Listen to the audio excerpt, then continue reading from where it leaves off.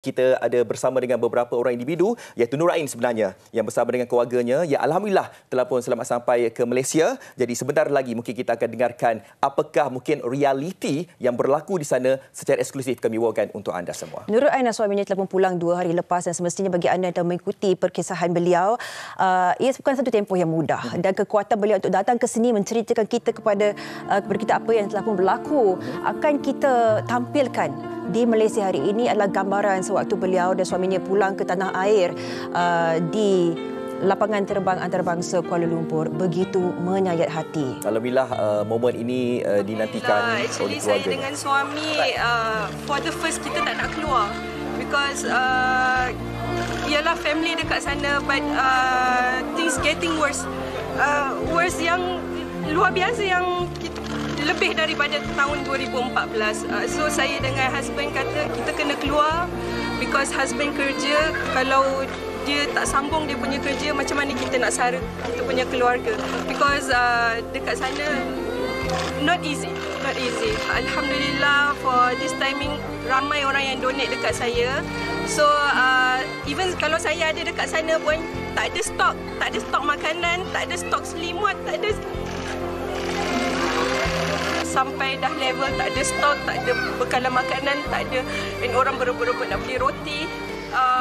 Inilah perkisahan yang sebenarnya, Fat. Kalau kita sekadar melihat apa yang tertera di kaca TV ataupun di peranti kita, mana mungkin kita dapat merasakan apa yang sebenarnya berlaku di tanah Gaza itu sendiri. Dan lebih-lebih lagi apabila Ain pulang ke tanah air dan 42 hari terkandas di Gaza. Akhirnya beliau bersama kita hari ini di Malaysia hari ini untuk memberikan gambaran sebenar apa situasi yang sebenarnya di sana. Ya, kalau kita yang berada di Malaysia mungkin kita cuma melihat, mendengar dan juga mungkin kita boleh membaca apa yang berlaku di semenanjung Gaza.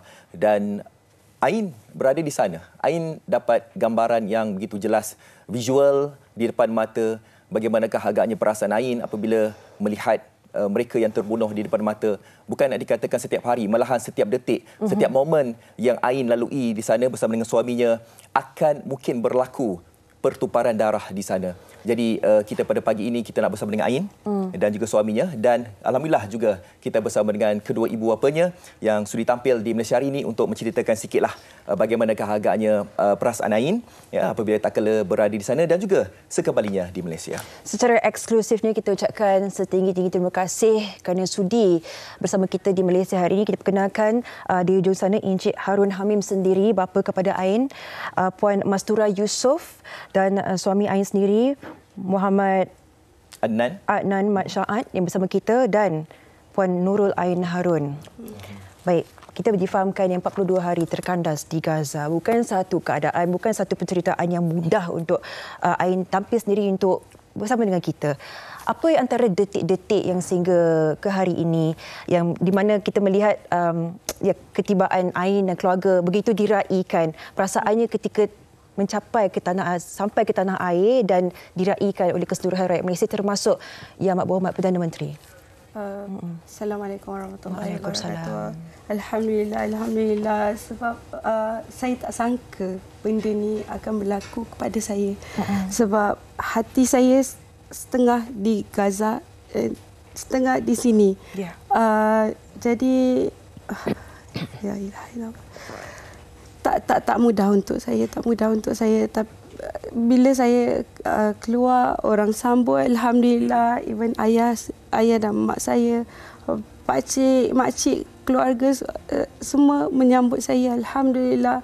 Memang saya dah setahun lebih tak balik Malaysia sebab saya dan suami duduk di UAE.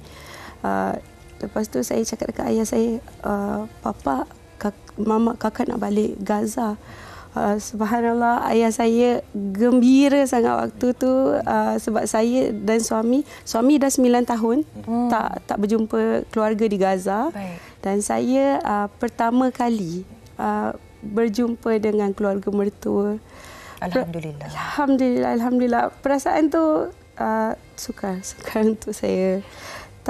Tak tiada dalam kata-kata. Memang sukar untuk Ain sebab apa? Ain ini merupakan pengalaman pertama Ain apabila berlaku di Gaza. Tidak seperti Adnan yang mungkin daripada kecil dah pun mengetahui tentang peperangan tersebut. Nak tanya kepada Adnan, adakah tahun 2023 ini ianya merupakan salah satu pertempuran peperangan yang lebih dahsyat berbanding peperangan-peperangan terdahulu? Adnan. Assalamualaikum. Selamat pagi semua orang. Nah, mula dengan cakap terima kasih pada TV3 untuk menjemput kami. Pasal perang pada tahun ini 2023, saya dah mengalami banyak perang di Palestin, alhamdulillah. Tapi perang kali ini lagi dahsyat, lagi teruk dari perang yang sebelum ni. Sebab perang ni dah lebih dari 1.500.000 orang dah hilang rumah. Ada lebih dari mungkin 13.000 orang dah hilang nyawa. Dah lebih dari 5.000 kanak-kanak yang dah meninggal dan cedera. Dan keadaan masih lagi makin teruk, makin dekat ke sana. Sampai Israel pun masuk dekat hospital, halau pesakit dan paksa pasien yang keluar daripada hospital dengan keadaan macam tu. Lagi pada saya dan pada papa saya pun saya tanya dia, perang ni lagi susah lah daripada perang yang lain-lain. Sebab keadaan sekarang tiada air, tiada elektrisiti lebih dari 42 hari yang mengalami mungkin first time. Pada saya pun kejadian tu masihlah perang yang dah lalu. Masih kita boleh dapat makanan, dapat barang stok untuk keluarga kami. Tapi sekarang walaupun kita dapat donation daripada rakyat Malaysia, kita nak bantu rakyat Palestin nak beli barang untuk mereka pun dah tak sampai, susah nak ada duit. Susah nak cari barang nak bagi bantuan pada mereka. So even semalam saya dapat kontak dengan abang ipar saya, tanya berita yang terkini. Dia cakap keadaan makin susah. Even kalau ada duit pun mungkin kalau keadaan masih macam tu sampai mungkin dalam waktu seminggu 2 minggu mereka pun dah rasa mungkin takkan dapatlah makan. Itulah gambaran yang kita melihat sebenarnya, bukannya tiada bantuan, tetapi sekatan demi sekatan yang telah pun diletakkan oleh pihak yang lagi satu itu menyukarkan untuk memberi kesukaran yang cukup besar bagi rakyat Gaza dan Palestin. Ain yang berada di situ dengan niatnya untuk melihat keluarga, tetapi kami minta maaf kalau soalan ini begitu mungkin memberikan satu sedikit kenangan untuk Ain, tapi antara momen yang sukar sepanjang 42 hari saya pasti melihat ialah berdelan dan kesengsaraan rakyat di sana. Adakah terdapatnya satu ketika yang di mana Ain merasakan inilah titik kehidupan yang Ain rasa ini memang kita perlu terus berdoa dan Ain kena pulang ke pangkuan keluarga di Malaysia. Apakah titik tersebut, Ain? Ada satu waktu saya punya abang ipar saya, adik dia syahid. So 3 hari sebelum dia syahid tu, dia sempat masak untuk kami, sempat berbual. Masa tu saya pun baru pertama kali jumpa beliau, and kita we love each other actually. So selepas 3 hari kami tengah sarapan dapat perkabaran yang rumah dia telah dibedil. So, kami still berfikiran positif. Saya cakap dekat suami, insya-Allah dia dekat luar, insya-Allah dia selamat, insya-Allah dia masih hidup. Walaupun kita tak dapat berhubungan dia, kami tetap insya-Allah. Pada waktu yang sama saya pergi berjumpa dengan ibu beliau, dan hati seorang ibu kan. So dia menangis, saya kata, Ummi, insya-Allah, she's still alive, insya-Allah Ummi. Jadi saya dan suami, kami berdua dan abang ipar pergi ke tempat kejadian.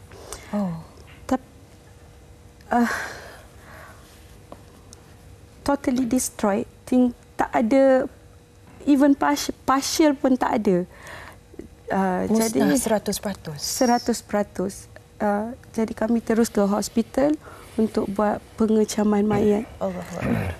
Di situ ini adalah baru untuk saya. Di hadapan saya lebih daripada 10 mayat yang berdarah-darah, yang ahli keluarga datang mengecam mayat tersebut, dan ada yang merintih, tapi rintihan tersebut bukanlah ya Allah kenapa kau ambil anak aku, ya Allah kenapa kau buat begini.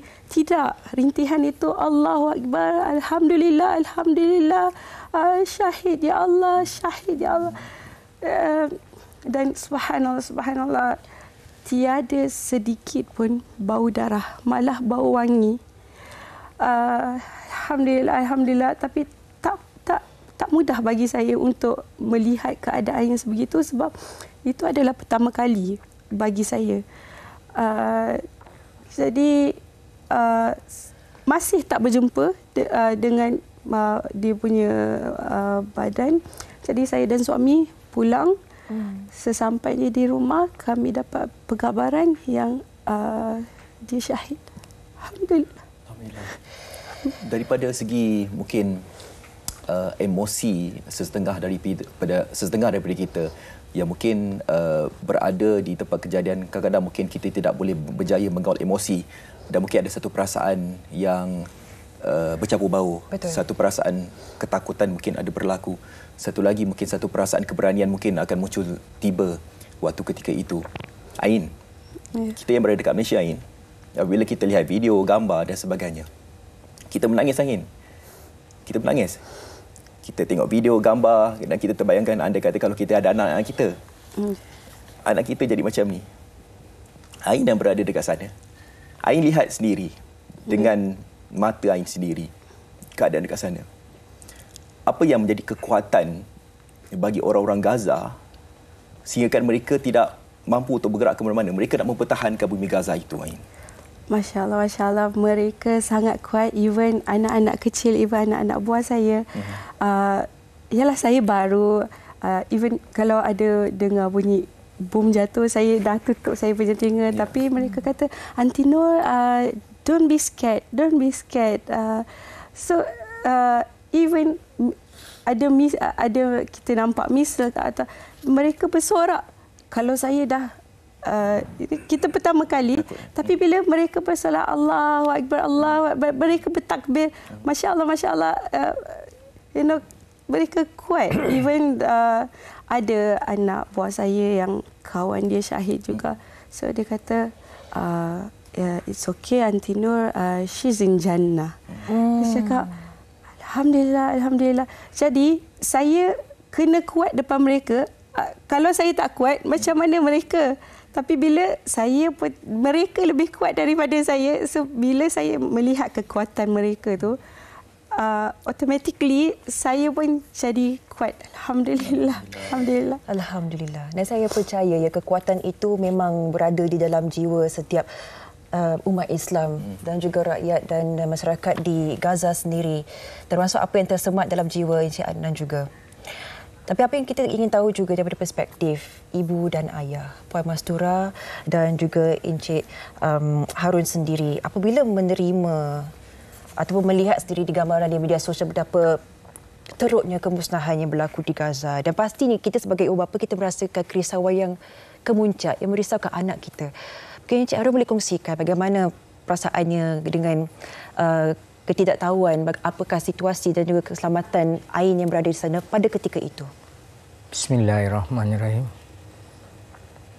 Kini senang untuk mengetahui keadaan satu tempat, especially Palestin, melalui media. Banyak media yang kita boleh lihat, maka dengan sendirinya apabila dapat melihat keadaan Gaza di Palestin begitu dahsyat keadaannya, maka tertanya-tanya anak saya di sana macam mana keadaannya. Maka seharianlah saya akan telefon beliau. Kadang-kadang sampai 1 hari 3 kali. Tetapi bila keadaan talian tidak dapat sampai 2 hari, maka begitu gusar keadaan seorang ayah, seperti begitu juga seorang ibu. Maka tertanya-tanya, selalu risau dengan keadaan.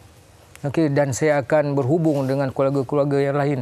Dapat tak buat panggilan kepada Nurul Ain.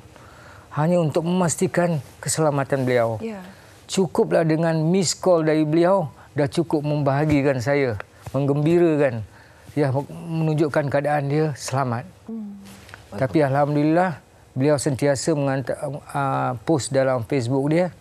Dia berbuat kebajikan dengan keadaan yang senyum, menguatkan diri saya lebih kuat dengan keadaan.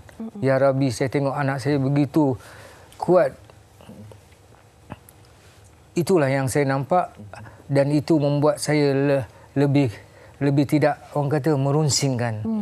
Dan saya yakin begitu juga beliau bila telefon saya, Papa jangan risau, kalau dia gugur Syahid. Ya Rabbi, saya kata anak saya ni jiwa dia selam jiwa Palestin. Wow. Apabila Encik Harun menyebutkan gugur syahid, Puan Mastura sendiri sebagai seorang ibu, bila menerima panggilan atau dapat berhubung dengan Ain dan suaminya, apa antara kata-kata kekuatan yang diberi sepanjang 42 hari tersebut, di mana Puan sendiri pun melihat ini ada perjuangan buat Ain, tapi pada masa yang sama juga merisau dan gusar tentang keselamatan Ain sendiri, Puan. Bismillahirrahmanirrahim. Pada permulaan tu saya memang merasa teramat-amat risau. Memang saya tak boleh makan, tak boleh nak tidur lena. Tapi bila dapat call dengan dia, saya akan kata, kakak okey. Tapi sebelum tu, saya memang kalau berdepan dengan dia, saya akan menangis.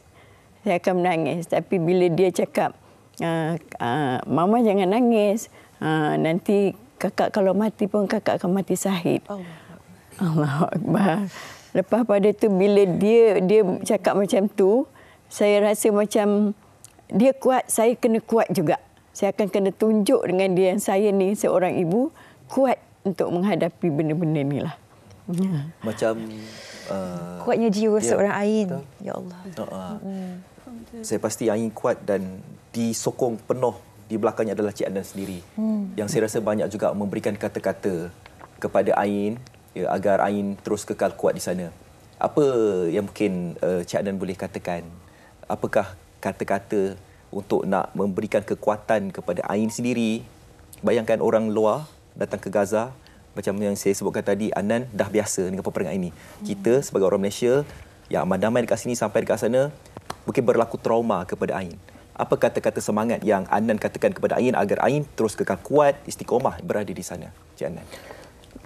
Macam Ain tadi cakap, Ain bila first time mengalami benda macam ni, mula-mula dia takut, panik. Saya selalu cakap dengan dia, saya support dia, saya cakap jangan takut, benda ni dah biasa. Daripada awal masuk Palestin, awal memanglah you akan dapat kekuatan daripada rakyat Palestin yang dah mengalami lebih teruk dari keadaan ni. Ini bukan jadi pertama kali, kita dah dalam keadaan ni lebih dari 70 tahun.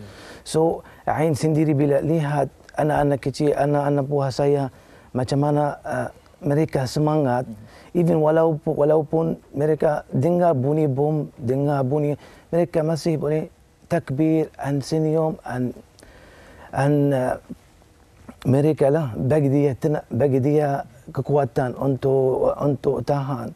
Even pun anak-anak buah saya pun sometimes dia kacau dengan Ain. Bila Ain takut, marah, Ain kata jangan takut.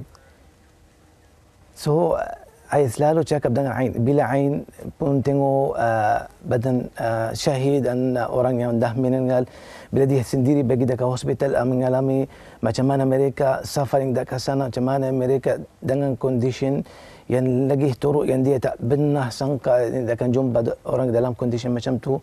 So, saya selalu cakap dengan Ain, tak apa Ain, boleh, awak kuat, awak boleh hadap benda macam ni sebab kita memanglah ada lebih susah dari ni. So alhamdulillah dia kuatlah sebagai semua orang Malaysia yang selalu sokong dan support Palestin. So alhamdulillah.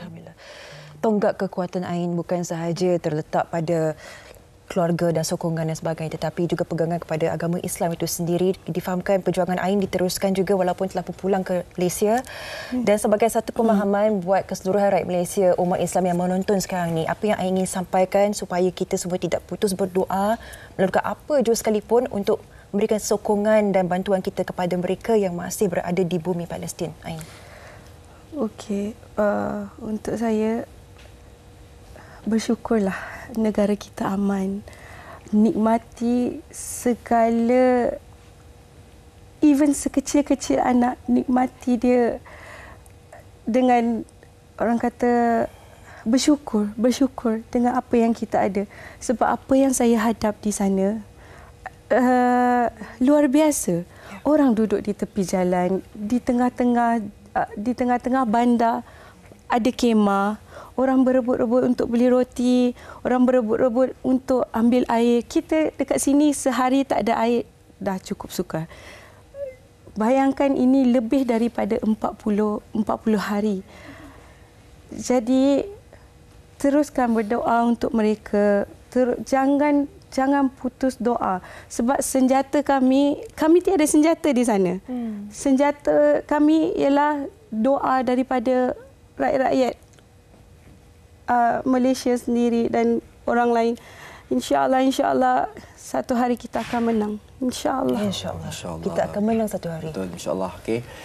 Terima kasih diucapkan kepada kalian berempat. Terima kasih Ain, terima kasih Adnan, kerana walaupun kita sedar keadaan dekat sana memang dikabarkan musrah sama sekali, tapi tidak membatalkan semangat kalian berdua untuk terus membantu. Difahamkan ada lebih 1,000 keluarga yang telah pun mendapat bantuan daripada kalian berdua. Terima kasih sangat-sangat ya.